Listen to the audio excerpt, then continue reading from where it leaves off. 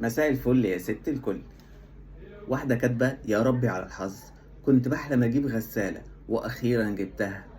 الفني جه ركب الغسالة النهاردة، حط ملح طعام. ملح طعام، نهار اسود، حوالي 10 أكياس في الغسالة. رنيت على الشركة، هيبعتوا فني تاني يسحب ملح الطعام. أعمل إيه؟ يا ريت تفيدوني، أرجع الغسالة الشركة ولا أعمل إيه؟ هي نوعها بوش، لونها أسود. بص يا ست الكل، اولا دي كارثه. معرفش ازاي هو فني اصلا، وازاي شغال في شركه زي دي.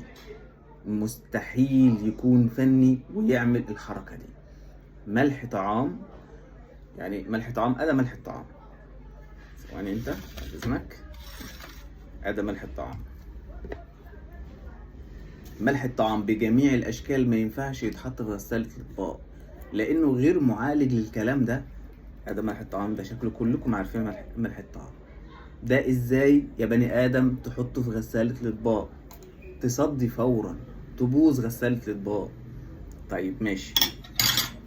في مشكلة تانية بمناسبة الملح طالما اتكلمنا فيه.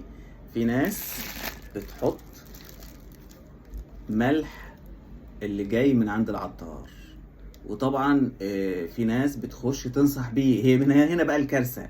انت ازاي تخش تنصحي بحاجة انت مش فاهمة عنها حاجة؟ ده ملح غير مخصص لغسالة الاطباق. ازاي تنصحي واحدة تروح تحطه؟ واحدة حطت ملح ده جابته من عند العطار اللي هو ب5 جنيه. انا جايبه مخصوص من عند العطار عشان اشرح لكم بس عليه، اوريكم شكله من جوه، واقول لكم التجربة اللي الست جابته وعمل في الغسالة بتاعتها ايه. شايفين حتى عامل كلاكيع من جوه؟ شايفينه عامل ازاي؟ حتى شوف مكلكع من جوه ازاي، يعني في حتت كبيرة عادي جدا. ايه المنظر ده؟ واحدة جابته من عند العطار كيس زي كده، وحطيته في غسالة الاطباق عندها. حصل ايه في غسالة الاطباق؟ الملح سد الغسالة من جوه. ما هو مش، ما هو غير مخصص.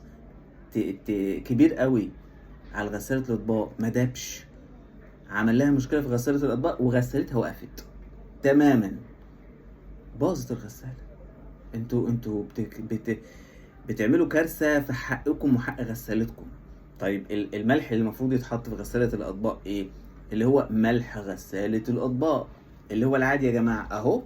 طبعا بيجي في كرتونته 2 كيلو مثلا، أنا بفضيهم في ده تمام، لأن الكرتونة بتدوب والكلام ده كله، وأنا أحب أحافظ عليه لأنه ما ينفعش يجي عليه نقطة مية. لو جه عليه نقطة مية بيحجر ويعمل كتل، وده ما ينفعش.